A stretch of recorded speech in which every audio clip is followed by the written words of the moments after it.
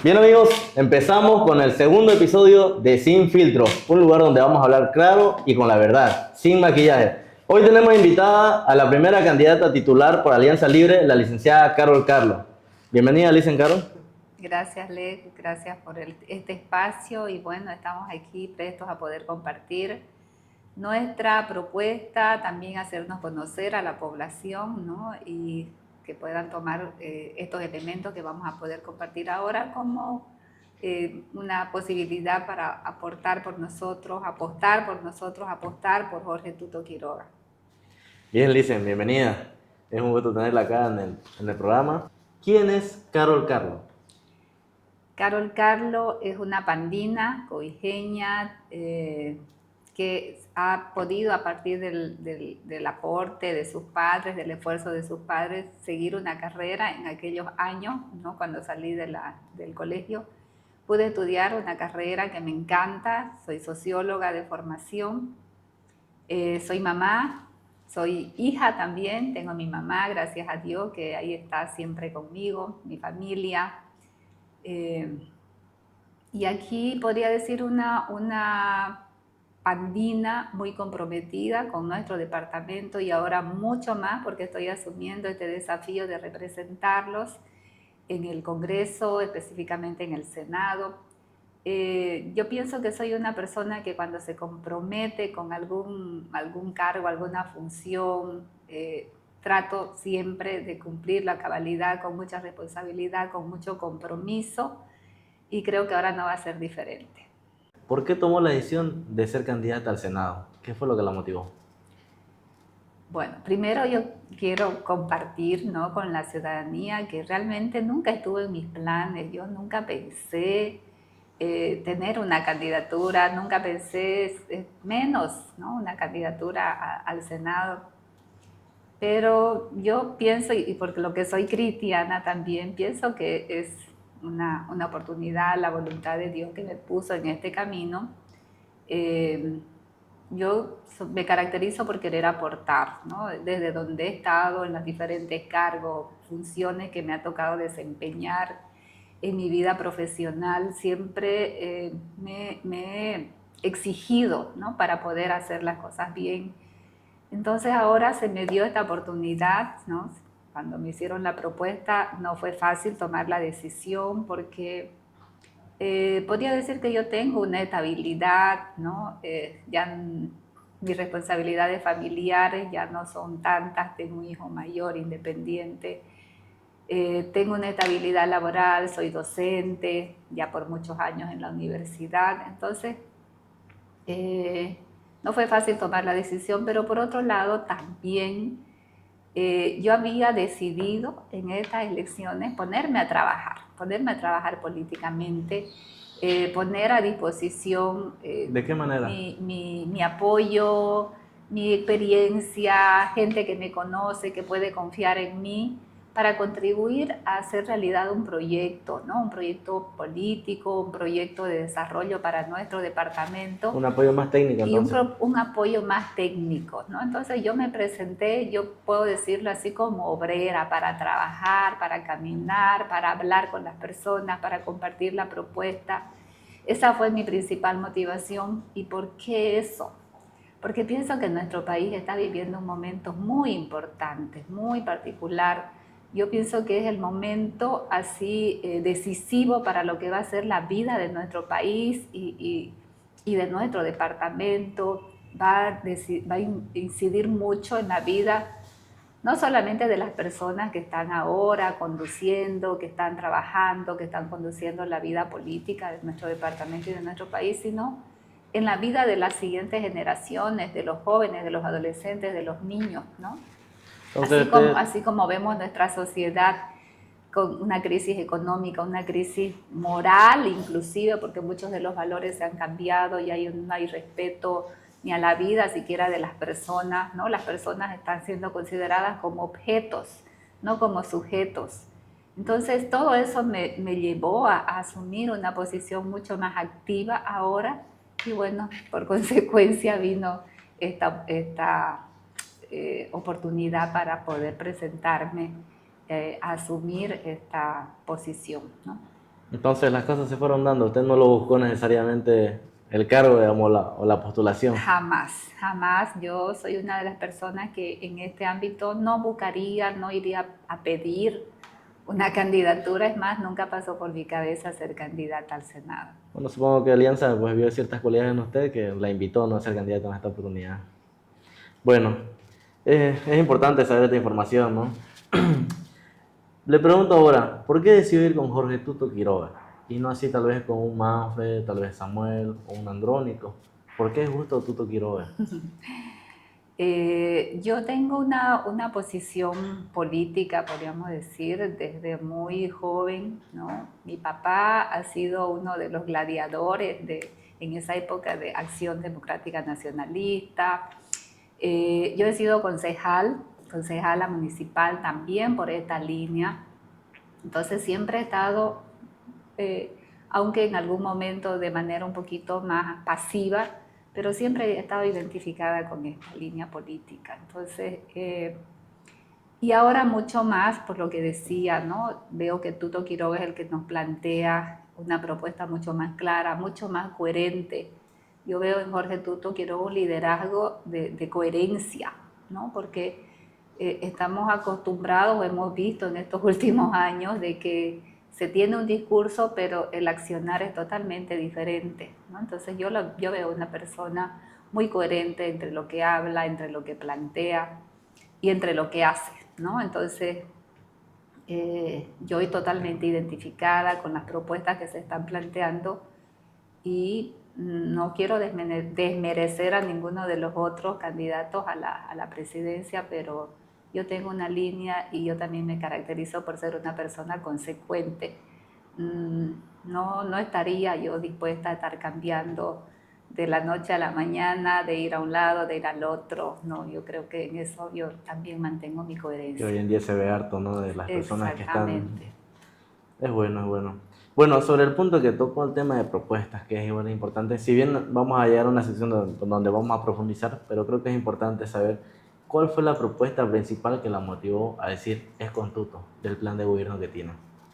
Bueno, yo me identifico con prácticamente toda la propuesta de Jorge Tuto Quiroga, la sumo, pero principalmente yo creo que podría extraer, resaltar desde mi punto de vista dos que creo que son fundamentales. Una tiene que ver con el crecimiento, con la innovación, con el desarrollo, la generación de empleo, ¿no? La promoción económica. ¿Y por qué creo que esto es fundamental? Porque esto tiene que llevar a que las personas tengan una independencia económica, ¿no? El hecho de que haya una diversificación productiva, que se fortalezca el aparato productivo, y no solamente pensando en la gran empresa, sino pensando en la micro, en la pequeña empresa, pensando en ese emprendimiento que generan jóvenes, que generan mujeres con mucho esfuerzo y con escaso apoyo o con muchas trabas inclusive. Eso se tiene que superar, ¿no? Porque las personas van a poder ser libres, como planteamos nosotros, van a poder tener esa independencia y realmente van a poder tomar sus decisiones libremente en el momento que tengan esa independencia económica. Y eso es fundamental para la vida de los jóvenes, de las mujeres, de los varones, de todos, ¿no? Y eso conlleva que la persona pues tiene mejores ingresos y tiene una mejor calidad de vida, puede tener acceso a mejores servicios de educación, ¿no? Puede hacer estudiar a sus hijos en colegios, en mejores colegios, puede tener acceso a la salud. El tener ingresos es fundamental para la vida y la dependencia y la autonomía de las personas, ¿no? Entonces, esa es una política para mí fundamental. Y la otra tiene que ver con la lucha contra la corrupción, que también es clara. Muchos de los recursos que nosotros hemos tenido como país en ese periodo de boom económico que hemos vivido entre el 2006 y el 2014 prácticamente, se ha esfumado. ¿Por qué? Por la corrupción. Mucho del déficit fiscal que tenemos ahora es generado por esas prácticas corruptas que hay en muchos niveles. Entonces, esa lucha frontal contra la corrupción es algo que creo que todo ciudadano y a mí particularmente me motiva para estar dentro de esta propuesta y trabajar para que realmente se hagan acciones concretas para luchar contra la corrupción. Bueno, Licen, continuando entonces con el rol y funciones de un senador, coméntenos qué facultades tiene un senador de acuerdo al reglamento de la Cámara de Senadores. Bueno, Lex, no soy experta, pero me he tomado la molestia de revisar porque es Qué algo que uno bueno. va a tener que estar eh, implementando todo lo que está establecido en este reglamento. Pero es clave, ¿no? Las tres funciones que tiene un senador, en principio legislar, ¿no? Que tiene que ver con revisar normativa, poder hacer complementaciones, ajustes, derogaciones, abrogaciones, ¿no? Es parte de esa función legislativa. Segundo, la fiscalización, que es una función sumamente importante porque tiene que ver con el cumplimiento eh, de todo lo que está establecido en términos de planificación de procedimientos, ¿no? Tanto a nivel del órgano ejecutivo como también de las otras instancias en niveles subnacionales, gobernaciones, gobiernos municipales, universidades y en sí de todas las entidades que reciben recursos económicos del Estado, ¿no? Entonces ahí abarca esta función de fiscalización. Y la tercera que sería la de gestión, ¿no? Gestión en el sentido de velar para que tanto a nivel del órgano ejecutivo como a nivel de las otras instancias también puedan cumplir con esas competencias que les son establecidas, ¿no? Entonces, y sobre todo velando para que esas acciones estén realmente acordes al beneficio, a las necesidades que tiene la población para poder satisfacer esas preocupaciones que tienen, sus demandas, ¿no? Entonces, esas serían las tres facultades que son sumamente importantes y de gran responsabilidad que debe cumplir un legislador. Bien, parece que estoy para el examen. Estudié. Bueno, Lice, entonces, a ver, ahora nos vamos a concentrar en lo que es la fiscalización. ¿Usted conoce cuáles son los instrumentos de fiscalización que tiene un senador? Sí, he visto que son, primero la petición de informe escrito, ¿no? Que tiene un Sí, procedimiento, te establece plazo, 15 días para la correcto. respuesta de esa petición. En caso que no sea respondida, ¿no? Hay una combinatoria para que se pueda responder. Si no me equivoco, son 7 días Siete de días, ¿sí? plazo. Y posteriormente ya vendría la petición de informe oral, ¿no? Y bueno, si no hay una consistencia, si se puede Si es identificar insuficiente. exactamente si es insuficiente, inconsistente, pues ya vendría la interpelación, ¿no? Correcto. Entonces, estos serían los procedimientos, creo que son fundamentales que uno lo conozca, que se aplique, ¿no? Porque el propósito es realmente verificar, ¿no? Todo ese cumplimiento de las acciones que están establecidas en todos esos niveles que nos correspondería, digo yo, ¿Por qué soy fiscalizar. insistente con estas preguntas? Dicen que personalmente creo que es importante, re importante, que las personas, sin aludir a nadie, ¿no? Pero cuando te metes a algo hay que comunicarse y meterse con todo, ¿no? Entonces debe conocer mínimamente las funciones básicas, ¿no? De qué es lo que va a hacer allá. Entonces, por eso es que esta pregunta es para todos, ¿no? No estoy especificando solo para estos candidatos, ¿no? Es para todos los que vengan aquí al Claro, escenario. es parte de Es las por- funciones, como Y, decir, y eso es fundamental que también la ciudadanía lo tenga claro, ¿no? correcto, ¿Qué es lo que hace un senador, qué es lo que hace un diputado y que muchas veces se confunde, correcto. ¿no? Se confunde con las funciones Del del Ejecutivo. Ejecutivo, sí. Piensan que un senador, un asambleísta, un concejal es el que va a estar dándote las escuelas, el que va a estar poniendo los hospitales, Exactamente. que en cierta parte hace parte de Hace la parte de gestión, la gestión que también pero es no es directamente fundamental. una responsabilidad del Exactamente, legislativo, sino del ejecutivo. Es justamente para eso este sí, escenario, ¿no? muy Bueno, bien. Lisen, ¿conoce cuál es el procedimiento para la creación de una ley? Sí, a ver, una ley puede surgir a partir de diferentes orígenes, puede tener diferentes orígenes, ¿no? Primero, que puede ser por parte de los propios senadores, tanto de manera individual como de manera colectiva, se puede hacer un proyecto de ley. También puede venir del órgano ejecutivo, ¿no?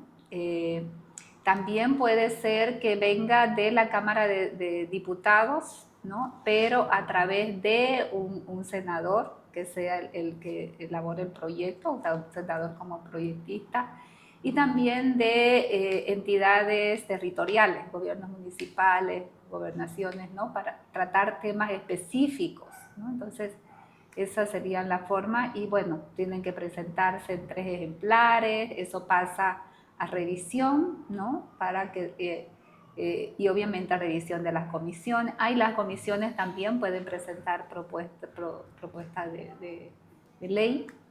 Lo importante es que también no es cualquier documento, ¿no? Sino que tiene que tener toda una argumentación del porqué, la justificación, Claro. los antecedentes, el sustento legal, económico, ¿no? Dependiendo de la propuesta del proyecto de ley. Bueno, ahora, pero más allá del conocimiento general sobre cómo crear una ley o cuáles son las funciones, explíquenos a ver cuáles serían las leyes prioritarias que usted llevaría al Senado en su primer año de gestión si fuera electa. Las leyes prioritarias. Yo creo que una ley prioritaria para mí es considerar que Pando, o sea, la priorización de la inversión para Pando.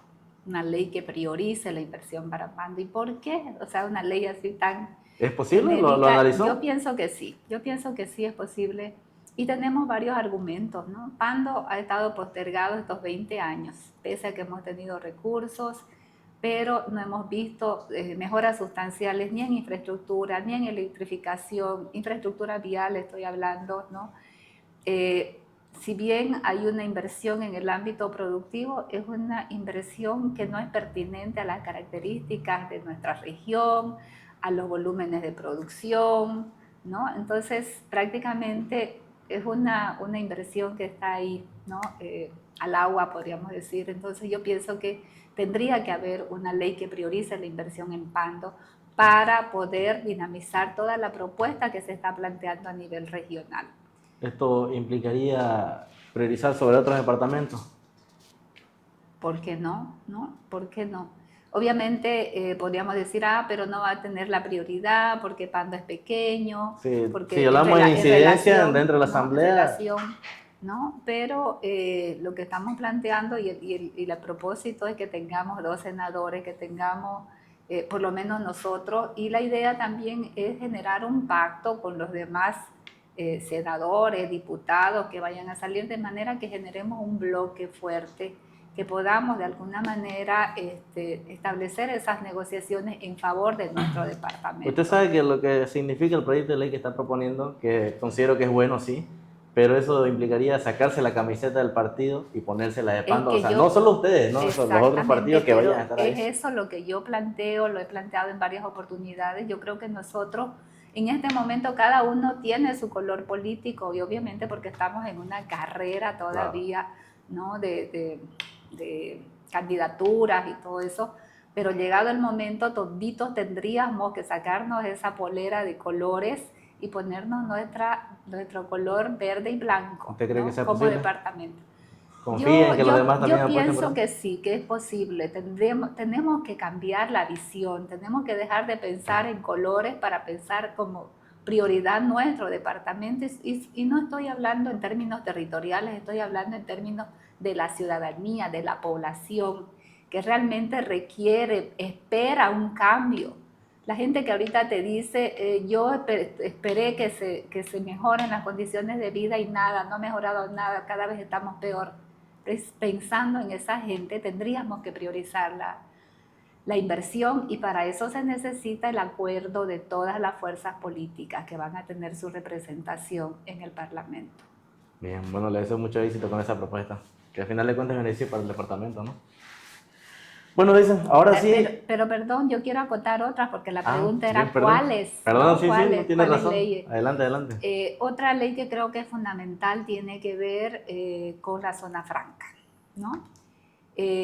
Muchos cuestionan la zona franca, ¿no? Si bien la ley de zona franca se creó en 1983, la zona franca se creó en 1983 a través de una ley que el propósito dice promover el desarrollo social y económico en el departamento de Pando. Que hoy no Hasta ahora no ha cumplido su función. ¿Por qué no ha cumplido su función? Porque todavía, pese a los avances que se han dado, tiene una limitación y es el desarrollo industrial, ¿no? Porque precisamente esta zona franca tiene ese componente comercial e industrial. Se han dado las condiciones para que se desarrolle el componente comercial. Hemos visto en nuestro departamento, especialmente en Cobija, donde está ubicada la zona franca, en el área urbana de Cobija, un dinamismo de la actividad comercial, tenemos grupos de importadores que hacen uso, que han dinamizado una economía y lo podemos ver, ¿no?, en infraestructura, en servicio, a partir de todo lo que se ha generado con el movimiento económico de la zona franca, se ha podido traspasar a otros, ha podido extrapolar a otros sectores. Hay gente que además de comerciante es ganadero, tiene gasolinera, pues tiene hoteles, ¿no? Entonces ha podido dinamizar, pero falta desarrollar el componente industrial. Y para eso necesitamos sentar las bases en infraestructura de camino. La vinculación caminera es fundamental. Las normativas para generar esa atracción en términos de incentivos para que realmente se puedan asentar en nuestra zona franca esas empresas, industrias que puedan gozar de los beneficios de la zona franca. El otro elemento, la energía eléctrica, que es parte de las propuestas que también nosotros tenemos muy clara a nivel regional. ¿Cómo cambiamos la matriz energética en nuestro departamento? ¿Cómo vamos a hacerlo? ¿No? Es un aspecto fundamental porque el costo de la energía eléctrica es fundamental, incide en el costo del producto final, eso es lo que hace atractiva a la inversión, ¿no? Entonces son elementos que se tienen que dar y para eso la zona franca es fundamental. Necesitamos hacer ajustes. ¿Qué pasó con la zona franca? En 2008 se cambió a través de un decreto supremo esa dependencia de la zona franca, que antes tenía una dependencia a nivel local, con la participación de representantes de diferentes instituciones, pero se tomaban decisiones a nivel local, viendo las necesidades, las particularidades. Ahora no. Entonces tenemos que volver a esa idea inicial de que esa administración ¿Cómo conseguimos eso, Lisa? ¿no? Esté bajo el control de las instituciones, de las representaciones a nivel local. Hay que hacer ajustes, hay que hacer las gestiones, primero ante el órgano ejecutivo, ante el Poder Ejecutivo, porque hay que hacer ajustes en esa reglamentación, ¿no? Y esa es una competencia a ese nivel del órgano ejecutivo, sí. Pero es una representación que la tendríamos que hacer nosotros como parlamentarios. Carlos se compromete a velar por esa reglamentación. Totalmente, porque para mí el desarrollo del departamento Pando pasa por la industrialización de nuestros recursos naturales, que no se vayan como materia prima, sino que podamos generar procesos de industrialización que significaría mayores recursos, generación de fuentes de trabajo para nuestra gente. Además de darle valor agregado, ¿no? Exactamente, ese valor agregado significa mayores recursos. Correcto. ¿no? Y por otro lado, un aspecto que también es fundamental, tiene que ver con la infraestructura vial, ¿no? Nosotros tenemos como departamento la red fundamental, que solamente son 3 rutas, ¿no? Pero la mayor parte de nuestra red es todavía considerada, o sea, está categorizada como una red departamental. Pero eso significa que es una sobrecarga, en este caso, para la gobernación, ¿no? Que con los recursos escasos que tiene, bueno, ahorita sabemos que no tiene, ¿no? Porque está endeudada. No sé mucho salir entre ellos. Exactamente, entonces eso limita esa posibilidad de atención, ¿no? Y eso es una limitante también para que los productores puedan sacar sus productos, para generar esos polos de producción en ciudades intermedias que ya tenemos en nuestro departamento. Entonces la vinculación caminera es fundamental, por eso también esta ley que permita hacer una recategorización de nuestro sistema vial a nivel departamental, ¿no? Eso significaría que vías que son departamentales pasen a ser parte de la red fundamental, que estén bajo la dependencia y la responsabilidad del nivel central. Bien, interesante, Lisa. ¿Alguna más? Bueno, muchas que podríamos hablar. Ahorita, ¿no? Usted se va a explayar, ahorita vamos a entrar a lo que son las propuestas. Yo solo quería saber, digamos, las leyes que usted consideraba prioritarias en su primer año de gestión, poder implementarlo una vez ahí en el Senado. Bien, entonces pasemos al sector que es lo que más le interesa a la población, las propuestas claves y propuestas sectoriales que usted tenga. Sobre las propuestas claves no le voy a preguntar nada que no sea referente a su plan de gobierno. Me he tomado la molestia de darle una leída total al plan de gobierno. Bueno, dentro de este plan de gobierno, lo denominado Propuestas para Salvar a Bolivia, entre esos menciona que este plan cuenta con 7 pilares. Entre esos justamente está salvar la economía, que es uno de los más importantes, que creo que a toda la ciudadanía le interesa. el cual Exactamente. busca, dentro de su plan, busca acceder a un crédito del FMI para un plan de salvataje de 12 mil millones de dólares. Bueno, en el plan menciona otra cantidad, pero lo he escuchado al candidato a presidente Jorge Tito Quiroga que menciona 12 mil millones de dólares. Explíquenos en qué consiste este préstamo al FMI, al Fondo Monetario Internacional. ¿Usted cree que es correcto seguir endeudando a Bolivia? Bueno, la función del Fondo Monetario Internacional es brindar soporte precisamente a los gobiernos, a los estados, a los países que están viviendo una situación crítica, ¿no? Y eso es esa es la situación en la que estamos nosotros como país. Ayuda a inyectar recursos para poder dinamizar y obviamente tienen que cumplir una serie de normativas, ¿no? O sea, de exigencias que establece este fondo para poder acceder. Perdón que la corte, pero ya el gobierno actual viene accediendo a créditos. ¿Qué diferencia habría con el FMI? ¿Cuál es la diferencia? Fundamental, el cómo se van a utilizar esos recursos, ¿no? Porque así en términos muy comunes podríamos decir que una cosa es que nos prestemos para hacer una fiesta y otra cosa es que nos prestemos para invertir y generar riqueza, ¿no? Entonces, esa es la diferencia. Y lo que plantea Tuto Quiroga es una propuesta de que esos recursos vengan a dinamizar ciertos aparatos, ciertos sectores productivos que generen empleo y de esa manera también dinamizar la economía.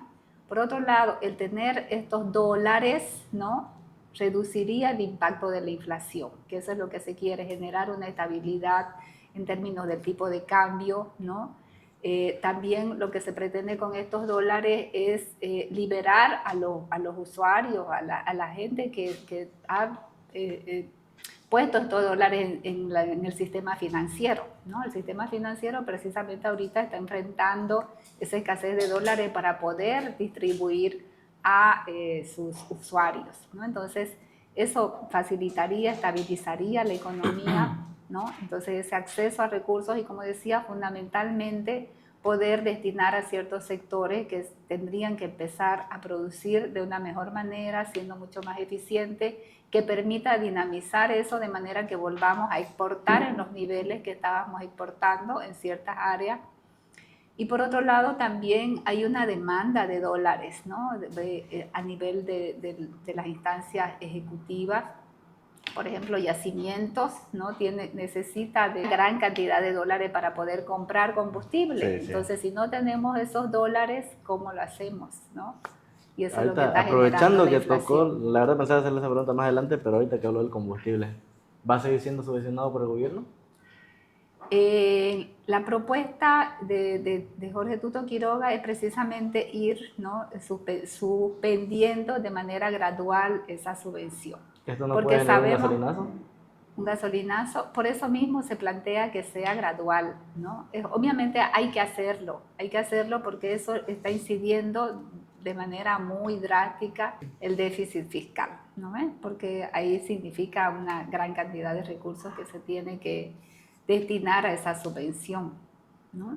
Entonces lo que se plantea es una reducción gradual de esa subvención, Bien, Licen. pero manteniendo también la subvención para ciertos sectores que son importantes, ¿no? El sector de transporte público, por ejemplo, ¿no? Entonces, Entonces, ellos se va a mantener la subvención. para sectores ¿Solo transporte público o qué más se mantendría la subvención? y pienso que para ciertos sectores que son claves en la economía, ¿no? Sobre todo en la generación de empleo. Bien. Bueno, continuamos hablando del FMI, Licen. Dado que el programa enfatiza la necesidad urgente de obtener fondos de libre disponibilidad del FMI en la transición, ¿podría detallar las condicionales específicas que Alianza Libre anticipa por parte del FMI y cómo planea gestionar su implementación? Considerando el alto costo político y social que estas medidas suelen implicar en el corto plazo, especialmente ante la necesidad de reestructurar el gasto público. ¿Por qué le digo esto? Hay ciertas condicionantes que va a poner el FMI, como recortar los gastos públicos, que ya está dentro de las propuestas, ¿no? Subir impuestos, eliminar subsidios, que esto nos da una igualdad, bueno, terminaría en lo que podría ser un desempleo, un alza de precios en los alimentos, en las medicinas. No nos olvidemos que Argentina en el 2018 aumentó sus impuestos justamente por un acuerdo con el FMI y la inflación llegó a 47%. Y en Ecuador en el 2019 hubo el gasolinazo que justamente le mencionaba por acuerdo con el FMI y generó también protestas masivas, ¿no?, por parte de la población. Entonces, ¿Qué condicionantes nos va a poner el FMI a nosotros como Bolivia? Bueno, primero un plan, ¿no? Un plan claro de en qué se va a invertir, en qué sectores. Obviamente, el Fondo Monetario Internacional va a buscar la eficiencia de esa inversión, de esos recursos, ¿no? Y qué es lo que se plantea. Jorge Tutu Quiroga plantear un plan muy eficiente, muy claro, muy transparente. La rendición de cuentas para ver en qué se está invirtiendo estos recursos, ¿no? Creo que son los fundamentales. Reducir el aparato público, ¿no? Con seguridad es parte de las medidas. Yo pienso que eso se lo va a hacer gradualmente, ¿no? Precisamente para evitar, como decía, que haya mayores índices de desempleo, ¿no? Es algo que se tiene que considerar estas políticas de protección también. Y en paralelo desarrollar una serie de programas sociales, ¿no? Que vengan a establecer ese apoyo, ¿no? Esa minimización del impacto en los sectores mucho más vulnerables, ¿no? Y para eso hay muchas opciones que se pueden desarrollar, ¿no? Sobre todo programas de empleo inmediatos que vengan también a generar esas posibilidades de que las personas no se queden desempleadas.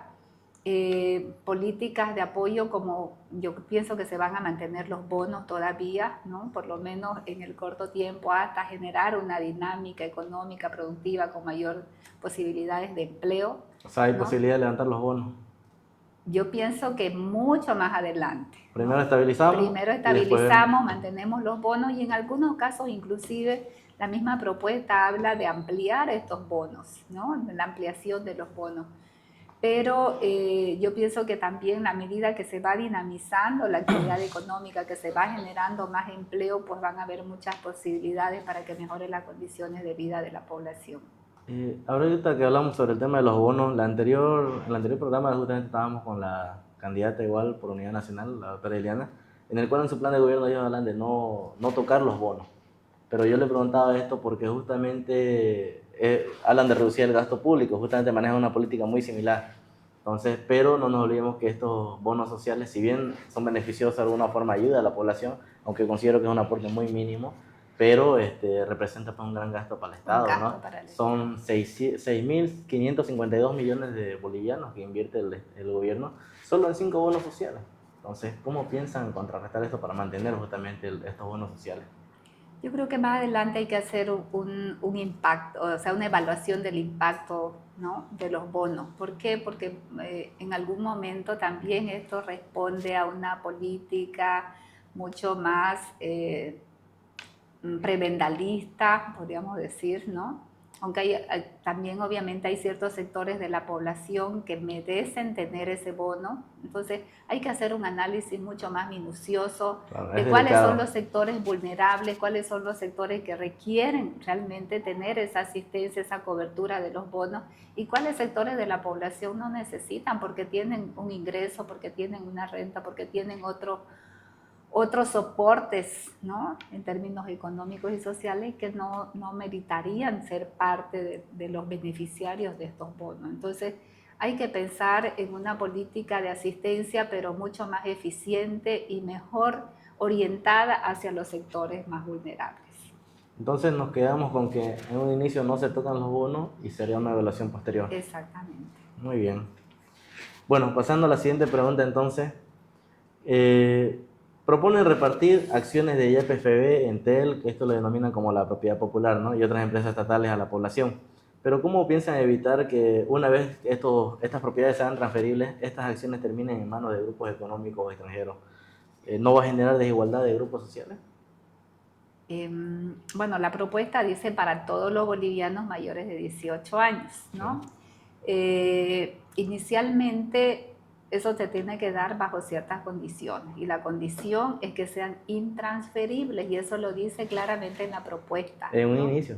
¿No? Después, O sea, esa es la condición, que sean intransferibles y eso tiene que ser por siempre porque no se puede dar solamente en un momento, sino que después se pueden, como decías, ¿no? Alguien se puede capitalizar totalmente y comprar eso. ese es el temor justamente de esta propuesta, ¿no? Que justamente quienes tal vez tienen más posibilidades puedan comprar mayor acciones y bueno, ya va a Pero haber una la desigualdad. propuesta dice claramente que serán intransferibles.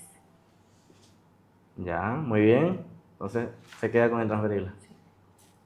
Bueno, entonces pasemos a ver, en un contexto de crisis económica y restricción de recursos, ¿cómo planea la Alianza Libre financiar la ambiciosa transformación? Porque la verdad que es ambiciosa, pero es muy buena, creo también. Es necesario, pero complicado en estos momentos, de una Bolivia digital. ¿Y cuáles serán las prioridades de inversión en infraestructura, que no la tenemos tampoco, y capacitación para garantizar que esta digitalización sea inclusiva y beneficie a toda la población, especialmente en zonas rurales, que es los que tienen más complicaciones de acceder a un servicio de internet, algunos ni teléfonos tienen? Entonces, si bien la propuesta es muy buena, pero es algo ambiciosa para el contexto, ¿no? De la coyuntura que se encuentra Bolivia, ¿no? Yo creo que nuestro país ya ha invertido mucho en este ámbito, pero lo ha invertido de manera ineficiente, ¿no? Desde el satélite, Tupacatari, que cuántos billones ha significado para nuestro país. Que Entonces, no se refleja, y ¿no? El no se resultado. refleja, no tiene un impacto positivo, no ha contribuido en mejorar el acceso, ¿no? A este tipo de servicios. Entonces, no es que va a ser un nuevo gasto que se va a implementar, ¿no? Pero sí de manera mucho más eficiente, mucho más orientado, pensando realmente en qué áreas, en qué zonas, ¿no? Y pensando en tener una calidad de la cobertura de estos servicios. Pero por consiguiente el beneficio va a ser mucho mayor si estamos hablando de una inversión eficiente que genere realmente un resultado, un impacto positivo, mejorando el acceso a los servicios, mejorando el acceso a la información, y que todo esto pueda utilizarse en los ámbitos que son fundamentales, educación y salud, ¿no? Son Además, prioridades del Estado. exactamente, además de las mejoras, obviamente, en lo que es la gestión pública, ¿no? El acceso a la información, los trámites que tienen que hacer las personas, eso con seguridad va a tener un valor mucho mayor, ¿no? En términos de la inversión que se va a generar, la reducción de la burocracia y también la lucha contra la corrupción, ¿no? Ahora que menciona el tema de dar prioridad a salud, educación, también he visto que dentro de las propuestas está justamente descentralizar los recursos económicos. No quiero tal vez hacer una comparación, pero creo que es importante aclararlo. Por ejemplo, en Alianza Unidad plantean, bueno, Alianza y otros partidos también he escuchado esto, otros candidatos, un 50-50. En la de Libres he escuchado que es, si no me equivoco, el 62% que van a descentralizar justamente a lo que es salud, educación y seguridad, ¿no? Seguridad, sí. Entonces, mi pregunta va en lo siguiente, que lo mismo le pregunté a estos partidos que ofrecen 50-50. ¿Esta distribución cómo se va a hacer de la distribución? ¿El 62% es de lo que genere cada departamento o es de la generación total del presupuesto general del Estado? ¿Cómo se va a distribuir? Es del presupuesto general del Estado, ¿no? Y eso es muy beneficioso para nosotros como región, como departamento, porque la idea es que estos recursos vengan a fortalecer a los gobiernos municipales, a la gobernación en este caso, para que ellos puedan cumplir a cabalidad con las competencias que están establecidas en educación y salud. Eso también hace parte de esta propuesta de hacer un pacto fiscal para analizar las competencias, redistribuir las competencias y evitar que haya esa dualidad, muchas veces una competencia desleal entre el nivel central y lo que son las gobernaciones y los gobiernos municipales, ¿no? Pero la idea es que los gobiernos municipales y gobernaciones tengan los recursos suficientes para poder cumplir con las competencias en educación, en salud y en seguridad, ¿no? Porque ahorita las competencias están distribuidas, ¿no? A nivel central, por ejemplo, en el ámbito de salud, recursos humanos, ¿no? Pero también la gobernación también tiene responsabilidad en cuanto al personal de salud y también los gobiernos municipales. Sí. Entonces hay una dualidad, ¿no? De funciones que no aportan a lo que es la calidad de la educación o de la salud en este caso. Bien. Bueno, dicen, por cuestiones de tiempo vamos a ir avanzando un poquito más. En cuestión de las propuestas sectoriales, estas deben ser más abiertas. ¿Qué propuesta tiene para la salud justamente, ahorita que lo menciono? Bueno, la salud es fundamental, se busca sobre todo brindar una salud de calidad, que haya un mayor acceso a esta salud, fortalecer los niveles departamentales, creo que es fundamental, precisamente por lo que hablábamos, evitar esa dualidad de funciones, de tareas, y que además se diluye después en lo que es la calidad, ¿no? Fortalecer los niveles de nivel primario de atención de salud, en este caso nuestros hospitales de segundo nivel, de tercer nivel, aportar con programas de capacitación, de especialización, programas que estén más orientados a cubrir esas necesidades de salud que tenemos en nuestra población, trabajar mucho más en lo que es la promoción de la salud, en prevención de la salud, ¿no? Que son aspectos fundamentales que hay que fortalecer para evitar esa sobrecarga de lo que es el sistema de salud en su totalidad. Con Tuto entonces vamos a fortalecer lo que es el Hospital Roberto Galindo y habilitar el Mesuti. Eso es lo que se pretende. Imagínense después de cuánto tiempo que está operando el Mesuti, ¿no? Que es nuestro hospital de tercer nivel, creo que las funciona la cuarta características parte que de todo el tiene, edificio. ¿no? Después de gran inversión en infraestructura, en equipamiento, entonces hay que fortalecer su funcionamiento, ¿no? Además, para satisfacer esa demanda que tenemos como población, ¿no? Que muchas veces se tiene que ir a otro lugar, a otro país o al eje central para poder resolver cuestiones básicas que nosotros ya tendríamos que tener aquí las condiciones para poder resolver. Ok, pasemos a educación, dicen. ¿Qué propuesta tiene para educación? En educación, de manera general, la propuesta es plantear una nueva ley de educación, pero con una perspectiva de calidad, ¿no? Pensar que la educación que reciban nuestros niños, nuestros jóvenes y nuestros adultos también, ¿no? Porque también la perspectiva es que la educación es para toda la vida, pueda ser una educación de calidad, que podamos superar esos estándares de las mediciones que tenemos ahora, donde ocupamos los últimos lugares. Eso significa también hacer un énfasis en lo que es la educación técnica, tecnológica, que hay una gran debilidad en nuestro departamento, porque si nosotros queremos dinamizar el aparato productivo, tenemos que generar los recursos humanos que estén orientados a ese ámbito productivo, ¿no? Y eso significa formar de acuerdo a nuestra vocación productiva, a nuestras potencialidades. Entonces, en ese ámbito se habla del currículum regionalizado, que ya los jóvenes vayan aprendiendo cuestiones que son mucho más importantes, mucho más relevantes para nuestro contexto, que inclusive salgan ya con una formación técnica, pero de verdad, porque ya ahora la ley Avelino Signani nos plantea un modelo socioproductivo comunitario, pero muy poco se ha avanzado en la implementación y se ha sido utilizado más como un aparato ideológico que como un mecanismo real de preparación de las capacidades y habilidades de las personas para que puedan insertarse de mejor manera en el mercado laboral. Y lo propio en el ámbito de la educación superior, ¿no? Una oferta que esté acorde a las características de la demanda del mercado laboral, ¿no? No solamente pensar en el mercado laboral en nuestro contexto, que hemos visto que en este momento está altamente saturado, sino tener una perspectiva mucho más amplia, ¿no? A nivel nacional e internacional, pero siempre pensando en la calidad, ¿no? Y eso también se plantea desde la propuesta, establecer mediciones periódicas que nos permitan retroalimentar y hacer los ajustes en este ámbito de la educación. Entonces me quedo con esto, una nueva ley, no reformas. Una nueva ley, todo pero con visión de calidad. Muy bien. Y pertinente a las características de cada región, en este caso de nuestra región. Ah, ya, muy bien. Entonces, ¿cómo diversificamos la economía en Pando? Yo creo que esa es una tarea fundamental. Eso es lo que nos hace falta como departamento. Primero, pienso que pasa por tener una visión de desarrollo hacia dónde queremos ir como departamento, que oriente la inversión tanto del nivel central como del nivel departamental y municipal, ¿no? Actualmente vemos que no hay esa visión de desarrollo, hay un desenfoque total, hay un desencuentro en la inversión que se hace desde estos diferentes niveles, una competencia por tener más infraestructura sin un impacto significativo, ¿no? Entonces es importante tener esa visión de desarrollo y eso, vuelvo a insistir, tiene que pasar por un acuerdo, por un pacto que se establezca entre diferentes actores que son fundamentales, el nivel estatal, gubernamental, de cualquiera de los niveles, la población y el actor principal de la producción, el empresario, el productor,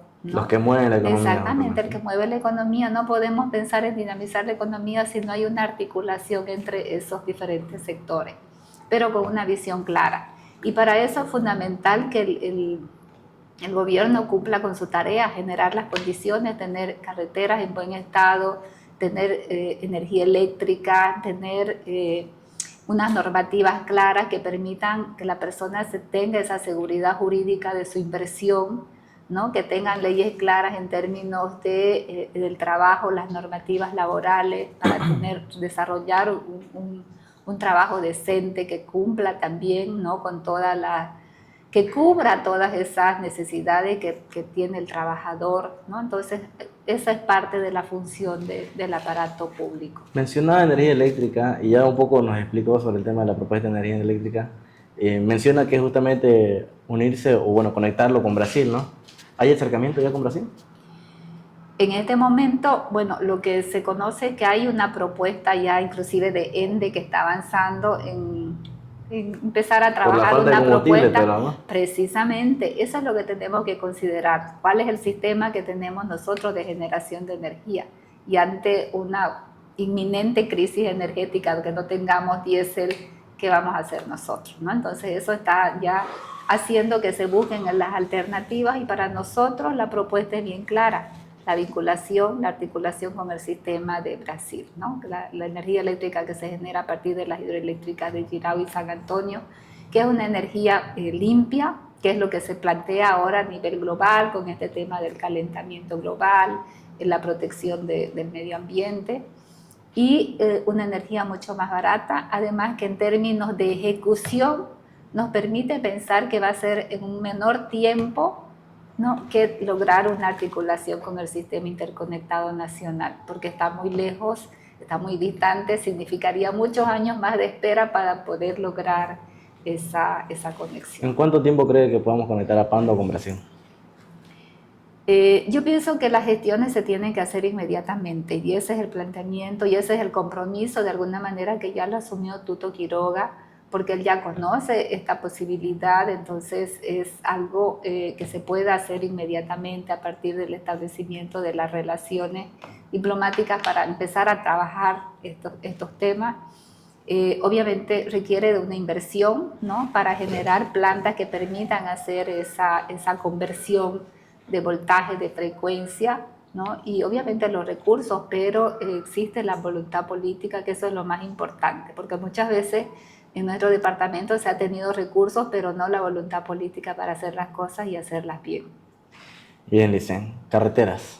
¿Cómo integramos a Pando? Es una prioridad, ¿no? Es una prioridad, es un sueño anhelado. Con las personas que uno habla, lo plantean. ¿Cuántos años que no podemos tener nuestra carretera, no podemos tener una conexión expedita?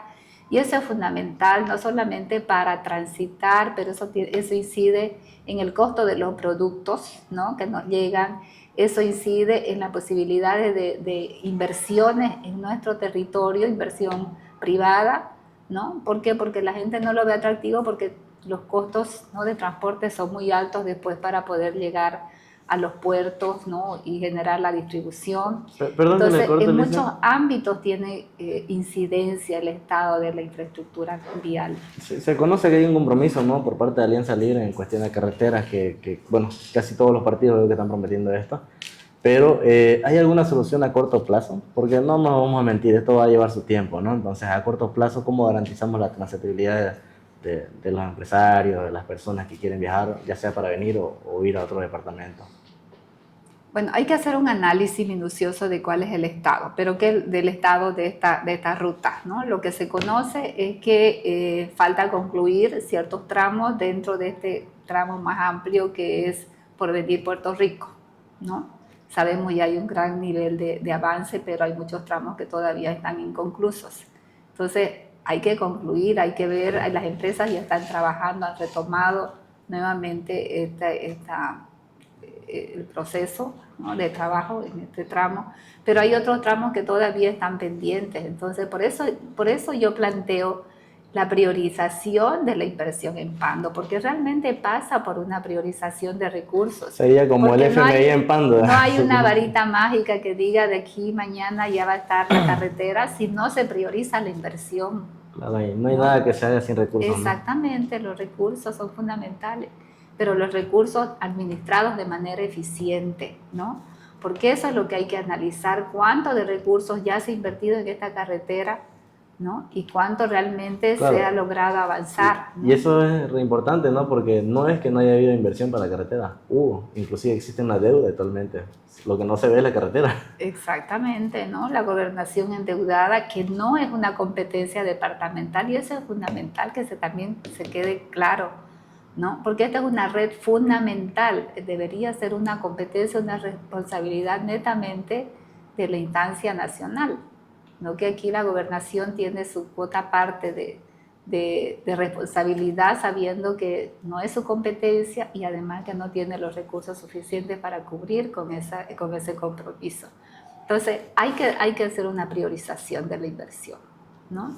Para este tema de la carretera. Y lo otro que nosotros planteamos que también tiene que ver con la infraestructura vial es el tramo kilómetro 19 en Areu de Extrema, que ese también tiene su importancia fundamental. ¿Por qué? Porque es lo que nos permitiría conectarnos, ser parte de ese corredor de exportación desde Brasil hacia Perú hasta el puerto de Chancay. Entonces, esa también es una prioridad. Por eso insisto, priorización de la inversión para Pando es fundamental. Entonces nos quedamos que su propuesta estrella es esta ley justamente de priorización de la inversión, ¿no? En Pando. Porque con eso va a poder lograr las otras propuestas que está planteando, Exactamente, ¿no? eso es lo que tiene que darnos viabilidad a todas las demás propuestas. Ya. Dicen un tema muy importante que hoy en día está afligiendo a muchas familias, la canasta familiar. ¿Cómo lo resolvemos? Bueno, hay varias maneras, ¿no? O sea, hay varios factores que inciden en eso. Por un lado, el hecho que no tengamos dólares, ¿no? Entonces, el hecho de no tener dólares te genera esa inflación. Al momento de que se puedan tener esos dólares a partir de los préstamos que están estableciéndose como parte de la propuesta, ¿no? Y mantener ese equilibrio en la fluctuación del tipo de cambio, va a hacer que se reduzca de alguna manera. Por otro lado, ese hecho de que se establezca ese tipo de cambio, se elimine esa fluctuación, va a hacer que los exportadores, ¿no? Puedan exportar en mejores condiciones, y la gente que importa también, porque muchos de nuestros productos, ¿no? de la agroindustria, industria, requiere de la importación de bienes. Y cuando esa importación le sale muy caro, obviamente va a incidir en el costo final del producto, Ahorita que ¿no? mencionó el tipo de cambio, ¿su gobierno va a mantener un tipo de cambio fijo o flexible? Se plantea la figura del bolsín, ¿no? Que precisamente establece una fluctuación del tipo de cambio, porque es lo que ha pasado ahora, se ha mantenido un tipo de cambio fijo, pero en desmedro de todo lo que significa mantener eso, ¿no? Entonces hay que mantener ciertas políticas de fluctuación de acuerdo al tipo de cambio que se establece, ¿no? Pero generando las condiciones para que no haya una fluctuación tan grande. Como la ¿No? que vivimos hoy en día, ¿no? Exactamente, como la que vivimos hoy día, que existe un dólar paralelo y que realmente quienes salen afectados son las personas que requieren tener ese dólar para comprar sus insumos, comprar equipos en el extranjero, ¿no? Y por lo tanto eso incide negativamente en el costo y la elevación de los productos de la canasta básica familiar. Pero paralelo a ello también se debe establecer mecanismos de control, ¿no? De control, establecer ciertos niveles, ¿no? A los cuales tendrían esas posibilidades de subir los precios. Obviamente que se plantea también una política como que de juego, ¿no? De equilibrio entre lo que es la oferta y la demanda, abrir a ciertos productos también que de repente pueden llegar a nuestro país a menor costo, pero también por otro lado apoyar a los emprendimientos locales, al pequeño productor, al mediano productor, especialmente en productos que no son altamente industrializados, ¿no? Nosotros podríamos generar políticas en nuestro departamento, por ejemplo, para apoyar a pequeños productores que ya hay mucha gente que está produciendo desde pollos, huevos, café, cacao, ¿no? Que se puede comercializar de una mejor manera, ¿no? Además de eso, de brindar asistencia técnica, de apoyar con financiamiento para que puedan ampliar sus negocios. Generar esa vinculación entre el productor y el consumidor también es otra estrategia importante que se genera como una posibilidad para que la población pueda tener acceso a esos productos de manera directa sin la participación del intermediario, y de esa manera también tener productos a menor costo, ¿no? Entonces son una serie de acciones que se tienen que desarrollar para poder reducir el costo de la canasta básica familiar. Bien, Licen, para poder avanzar con los temas, ¿qué propuesta tiene para la justicia? Yo creo que la justicia es un ámbito fundamental, ¿no? Y nosotros podemos ver sobre todo una intromisión total del órgano ejecutivo sobre este órgano de justicia o el poder de justicia. Entonces, principalmente se plantea la independencia, ¿no? De poderes, la independencia de este sistema judicial. Significa, por un lado, también modificar la forma de acceso a las instancias de justicia, implica la meritocracia, implica también la carrera, ¿no? La carrera que se tiene que dar de manera que sea el acceso por méritos, el acceso a los cargos, de manera que no haya esa intromisión política, ¿no? Porque hemos visto hace poco casos, ¿no? de cómo se controla el órgano judicial desde las instancias del Ejecutivo, ¿no? Entonces, esa independencia creo que nos va a dar ese cambio. Muchas de estas instancias que son parte de la cúpula de la estructura judicial tienen que cambiar y tienen que dejar de ser por elecciones, porque eso ¿qué significa? Es una forma, digamos, de poder lograr esa validación, ¿no? A partir de supuestamente de una aprobación del ciudadano al elegir. Que hoy en día se ha politizado, exactamente, ¿no? que se ha politizado. Al final son los partidos políticos, cada color que pone sus postulantes ahí y se valida con el voto ciudadano. Inclusive Pero ese voto dice ciudadano que no es informado, ¿no? Entonces, y eso que hace que estas personas que están en estos espacios pues respondan a esos diferentes colores políticos, ¿no?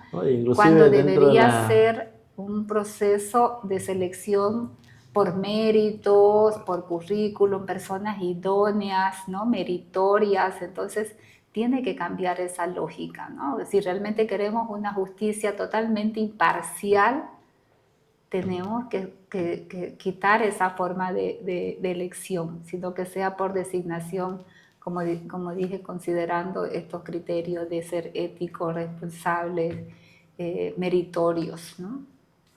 Bien, dicen bien que nombró el tema de los magistrados. ¿Qué hará con los magistrados? Hoy denominados autoprorrogados. ¿Qué van a hacer con ellos?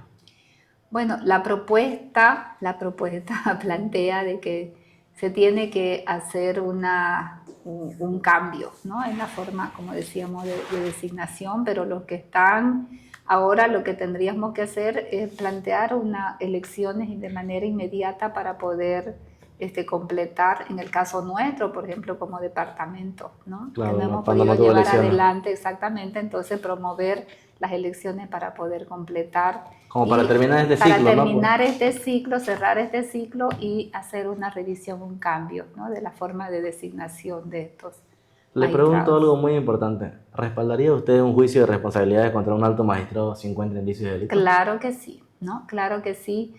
Y eso es lo que la ciudadanía espera, porque realmente la ciudadanía también, ¿no? Tiene su molestia por ver, por saber y porque lo vemos y porque escuchamos cómo van acomodando sus posiciones, sus posturas y sus apoyos ante diferentes situaciones. Entonces no hay una posición coherente, ¿no? En función realmente de la interpretación de las normas. Bien, una pregunta igual que es importante para concluir en cuestión de propuesta. ¿Cómo garantizamos el respeto al profesional pandino? Sin desmerecer, ¿no? Y al referirme como profesional pandino no me refiero únicamente al nacido, sino al que vive, al que está aquí poniéndole el esfuerzo, al que aporta al desarrollo de esta ciudad. Entonces, cuando sin embargo vemos descentralizadas que nos traen de otros departamentos y hay gente que no considero, estoy seguro, de que hay personas que tienen toda la capacidad para poder asumir estos cargos aquí en el departamento. Sin embargo, nos traen de otra pregunta. ¿Cómo garantizamos este respeto a los profesionales de este departamento? Yo pienso que tiene que ser una prioridad, ¿no? Una prioridad de poder generar estos espacios, como decía, no solamente para los que nacieron en Pando, sino para los que viven en Pando, Que son conozcan migrantes, nuestra realidad. exacto, que conozcan la realidad, que vengan, porque hay muchos migrantes, no podemos cerrar nuestros ojos y decir solamente pandinos, ¿no? Pando ahorita está constituido por personas de diversos orígenes, de diferentes regiones de nuestro departamento, pero sobre todo tenemos que pensar en esa gente que se ha formado aquí o que ha tenido el esfuerzo de salir a otro lado, pero que vive en Pando, ¿no? ¿Y qué es lo que hemos visto en los últimos años? Un proceso totalmente inverso, ¿no? Se cuestiona la formación, la capacidad, pero sin embargo llegan personas que no sabemos si tienen capacidad, si tienen experiencia y sobre todo un total desconocimiento de nuestra realidad, ¿no? Eso es lo más preocupante y que vemos muchos de nuestros profesionales que están desempleados, que están ocupando otros o cumpliendo otras labores, desarrollando otras funciones, otras tareas, ¿no? Entonces, totalmente desplazados, y creo que esa es una de las preocupaciones que tenemos también, recuperar ese mercado laboral para la gente que vive acá, que se ha formado acá o que ha salido, pero que ya tiene raíces en nuestro departamento, ¿no? Y sobre todo también la gente pandina. Bien, Lisa, para ya más o menos ir concluyendo, vamos a entrar a lo que es escenario de controversias políticas. La verdad que tenía varias preguntas, pero lo vamos a resumir. ¿Puede existir una unidad entre la oposición todavía, usted considera? ¿Usted cree que fuera posible? Y de ser posible, ¿usted estaría dispuesto a esta unidad? Así eso implique tener que bajarse la candidatura. Yo pienso que sí es posible, por un lado, o sea, quiero pensarlo de manera positiva, quiero ser, ¿no? En ese caso, más positiva que negativa, porque creo que es una necesidad. Considero que es una El necesidad. pueblo lo pide. El pueblo lo pide, lo viene pidiendo, y yo haría un llamado pues a las diferentes fuerzas políticas para que podamos escuchar, ¿no? al pueblo en ese sentido. Lamentablemente en algunas oportunidades ya se resquebrajó esa posibilidad, pero no perdamos la esperanza de que sí se pueda dar. Y con relación a la segunda parte de tu pregunta, si yo estaría dispuesta a bajarme, claro que sí, ¿no? Claro que sí. Yo, como dije al principio, estoy aquí más como una obrera, queriendo aportar, queriendo contribuir, y si es necesario que yo tenga que dar un paso al costado, lo doy, porque lo que no busco es un afán político personal, no busco un enriquecimiento personal, no, yo estoy aquí como alguien que quiera aportar, que pueda aportar, ¿no? Pero sí, para lograr un fin mayor, que es la unidad y afianzar todo un proyecto que tenemos, podría hacerme a un lado, sí, totalmente de acuerdo. Igual seguiría apoyando desde donde se Exactamente, encuentre. igual, lo vengo haciendo de repente sin tener una bandera, ¿no? Pero siempre he estado aportando desde mi ámbito profesional en todas las esferas, y esta no sería la excepción. Bien, Lisa, es importante conocer esa posición. Lisa, vamos a entrar a una dinámica. En cuestión de que yo le mencioné unos nombres o le doy algunas características, algunos nombres. Quiero que usted lo describa en una frase. Descríbame en una frase o en una palabra, como usted guste, Andrónico Rodríguez. Su heredero de Evo Morales. Evo Morales. Evo Morales. Obsesión por el poder. Más y PSP. Más y PSP. Yo creo que mala administración de nuestro país. Pésima administración de nuestro país. Énfasis ahí, ¿no? Tuto Quiroga. Una luz en el túnel, una oportunidad para cambiar Bolivia. Pando. Pando, yo pienso que Pando merece el progreso y el desarrollo armónico, y eso lo quiero hacer yo, aportando con mi trabajo. Bien. Bueno, ya para ir finalizando, Licen, ¿qué pasa si pierde estas elecciones? ¿Usted se retira de la política o va a replantear su lucha? Yo, como decía al principio, hace un buen tiempo que estaba fuera del ámbito político partidario, y el hecho de estar ahora en todo este tiempo de la campaña en contacto con la gente, escuchando sus necesidades, que uno las sabe, pero otra cosa es estar en el contacto con la gente todos los días.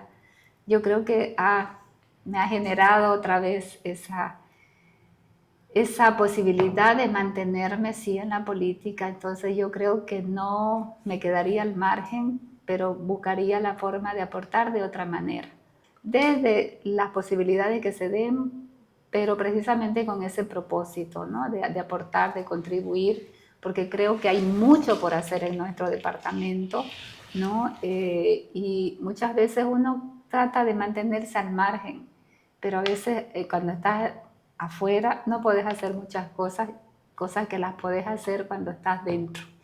Entonces yo creo que voy a estar dentro, quiero estar dentro para poder hacer una incidencia, no pensando en mí, no pensando en colores políticos, pero pensando en nuestra gente, en nuestra población, ¿no? En esos jóvenes que ahorita no ven ninguna oportunidad de trabajo, en esas mujeres que no tienen un trabajo y que tienen 2 o 3 hijos que mantener, muchas de ellas solas, ¿no? Abuelitos, personas que no saben que van a trabajar, que no ven posibilidades de emprender, aunque tengan la iniciativa, tengan la voluntad y no lo pueden hacer. O sea, hay muchas necesidades, muchos ámbitos en los que podemos trabajar, ¿no? Dicen, perdón, antes de terminar, me pidieron que le haga una pregunta que se me estaba yendo. Usted mencionó que fue concejal y en algún momento en una entrevista lo escuché y también lo sacaron a medios de comunicación. Eh, Coméntenos tal vez qué logros tuvo en su gestión, qué es lo que hizo Carol cuando fue concejal. Yo creo que hice muchas cosas, solamente que en esa época no había Redes las sociales. redes sociales, ¿no? No había las redes sociales, pero, a ver, yo fui concejal en el periodo 2000-2005. Yo era la suplente del que fue alcalde en esa época. Yo creo que hice muchas cosas en el sentido de que para nosotros ese momento fue como un cambio, una transición en el gobierno municipal. Para empezar, totalmente desestructurado, sin normativas internas, sin reglamentos, sin manuales, sin procedimientos. Un consejo municipal que tenía un reglamento de no sé cuántos años, creo que unos 10, 15 años atrás. Entonces, todo eso nosotros fuimos aportando. Yo particularmente abanderé todo ese trabajo. Desde el reglamento del Consejo Municipal que se trabajó, me acuerdo que trabajamos en arduas sesiones para tener un reglamento que es base de lo que tienen ahora, la conformación de las comisiones y todo eso. O sea que no estaban ni determinadas las funciones de los concejales prácticamente. No, no había. O sea, sí había un manual, como te digo, que creo que Muy totalmente superficial. obsoleto, ¿no? Obsoleto. Pudimos estructurar la administración, ¿no?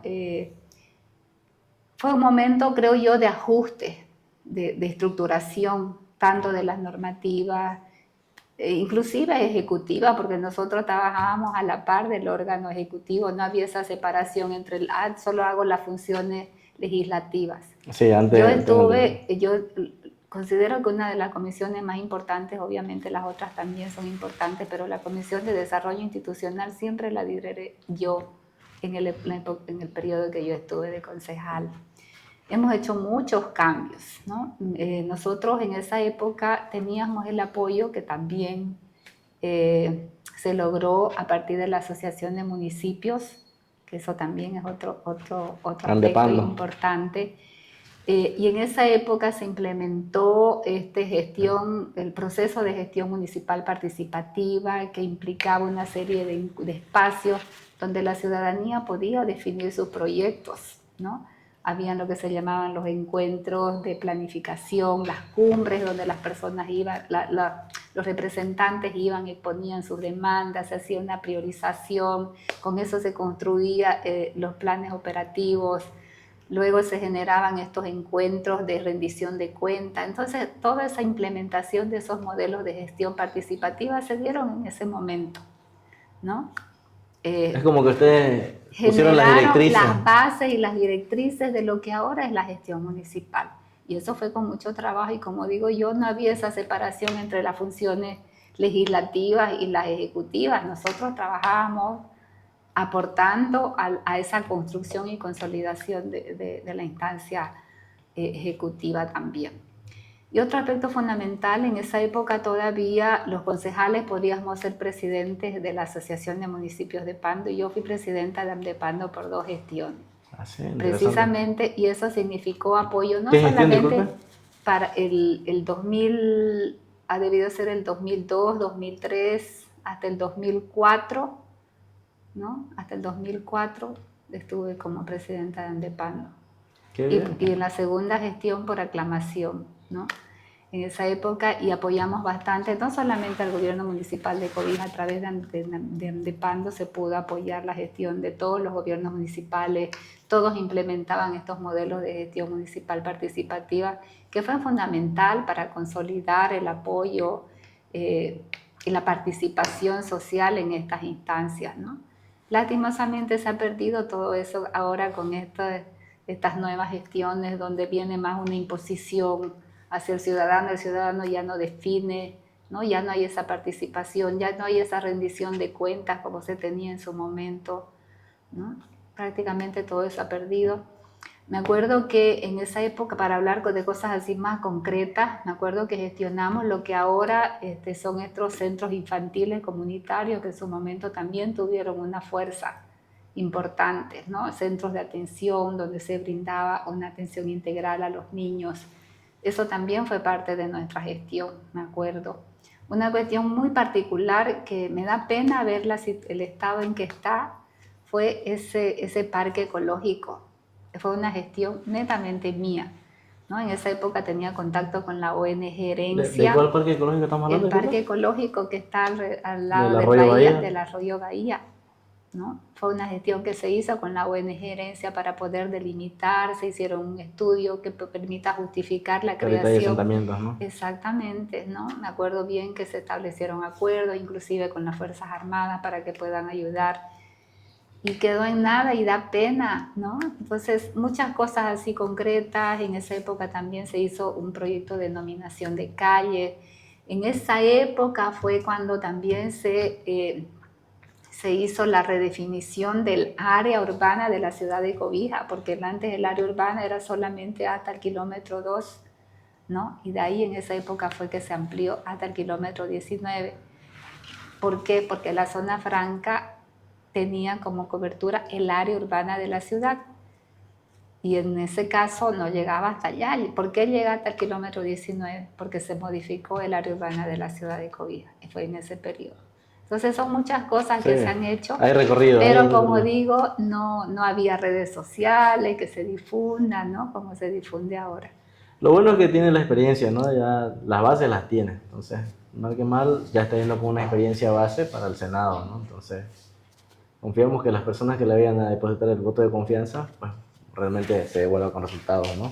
Como los que acaba de mencionar. Con seguridad, ¿no? Con seguridad, porque esa es una de las cosas que me preocupa. Y es lo que necesita la gente. Exactamente, las personas necesitan tener esa respuesta. Yo desde los primeros momentos hablaba con la gente, por favor, yo no quiero saber que de aquí a 5 años me estén diciendo que yo no hice nada. Entonces, una de mis preocupaciones es esa, mantener ese contacto, establecer ciertos mecanismos para tener ese contacto con la ciudadanía, que la ciudadanía pueda proponer, pueda cuestionar, pueda hacer un seguimiento también, ¿no? Ahora ahí se puede utilizar la tecnología, ¿no? Hay muchas maneras, muchas plataformas interactivas que permiten esa participación de la ciudadanía. Y eso yo lo quiero hacer, ¿no? Para que no estén cuestionándome que no haga nada. Voy a hacerlo y quiero que la gente lo sepa también. Claro, ¿no? Carlos se compromete con su pueblo. Totalmente, ¿no? Bien. Dicen, para ya concluir, un mensaje final que le pueda dar a todos los jóvenes que no creen en la política, ¿qué les puede decir a ellos? Que de alguna manera los entiendo, ¿no? Porque hasta los adultos, ¿no? Hemos perdido un poco la fe, la esperanza, muchas veces nos han mentido, ¿no? A un candidato que hemos creído en ese candidato, lamentablemente no respondió a la altura de nuestras expectativas, nosotros los adultos también, y mucho más en los jóvenes, ¿no? Que no lo ven como un espacio donde ellos se sientan representados, donde ellos puedan sentirse a gusto, pero creo que es importante que también los jóvenes vayan piensen en el impacto de las decisiones que vamos a tomar, ¿no? Y especialmente en estas elecciones, que pensemos con un poquito más de profundidad, podríamos decir, el trabajo, el rol Y obviamente tenemos que elegir sabiendo a quiénes estamos eligiendo, ¿no? ¿Por qué los estamos eligiendo? Y de verdad que estos espacios ayudan a que ellos también puedan tomar esas decisiones. Los jóvenes no van a estar al margen del impacto de las políticas buenas o malas, de las decisiones buenas o malas que tomen los políticos, ¿no? Los jóvenes también van a ser impactados o van a tener más oportunidades o menos oportunidades, van a tener una mejor educación o menos, ¿no? Menos calidad, una educación de menos calidad. Entonces, por eso es importante que también puedan decidir, que puedan participar y participar de manera informada, ¿no? Bien, Licen. Bueno, ya para despedirse, dígale a la población por qué debería votar por Jorge Tuto Quiroga y principalmente por qué debería votar por Carol Carlos. Bueno, debería votar por Jorge Tuto Quiroga porque es una persona íntegra, idónea, pienso yo, coherente con lo que habla, ¿no? Es una persona que está preocupada por nuestro país, no solamente ahora, viene mucho tiempo atrás diciendo qué es lo que va a pasar con nuestro país, un poco llamándonos la atención con relación al manejo de nuestra economía, la administración de nuestros recursos, con relación a la eficiencia, con relación a la justicia, ¿no? Entonces, además viene trabajando en otros ámbitos, no solamente nacional, sino latinoamericano, velando por los derechos humanos, por la libertad, por la democracia. Entonces, si hay una preocupación por otros contextos, ¿no? Externos al nuestro, ¿cómo no va a encarar con esa manera, de una manera mucho más comprometida el desarrollo y el trabajo por nuestro país, ¿no? Entonces, por eso, por Tuto Quiroga tenemos que votar, apoyar para que podamos generar ese cambio, ¿no? Esa transformación que nos plantea. ¿Y por qué por Carol? ¿No? Algunos me conocen, otros no me conocen, pero quienes me conocen yo creo que tienen esa idea clara de que soy una persona que cuando asume un compromiso lo asume con mucha responsabilidad y eso es lo que yo siento ahora, ¿no? Esa responsabilidad para poder hacer las cosas, hacerlas bien, hacer lo que estamos planteando. Yo no soy una persona que me animaría a decir algo que no lo pueda hacer, o sea, actuar de manera demagógica, no lo haría. Más bien lo que quiero es plantar cosas muy concretas que la podamos hacer y decir, nosotros no vamos a generar el cambio de la noche a la mañana, no hay una varita mágica, no es algo que lo vamos a poder lograr en 50 días, en tal cantidad de días, pero sí el compromiso de trabajar y de trabajar de manera articulada con todos, ¿no? Porque yo creo que eso es lo que tenemos que hacer para poder concretizar todas las propuestas que estamos planteando y sobre todo ver cambios sustanciales en la calidad de vida de la gente, que eso es lo que más le interesa, ¿no? Bien, Licen, agradecerle una vez más. Dios mediante, tal vez la tenemos nuevamente en el programa. Sería muy grato tenerla nuevamente. No sé si tal vez como candidata todavía, o quién sabe si el pueblo le da la confianza ya como senadora, ¿no? Pero las puertas aquí van a estar abiertas siempre. Gracias, Licen. Fue un gusto tenerla en el programa. Muy bien, la agradecida soy yo por este espacio y bueno, felicitarlos por el programa. Gracias, Licen.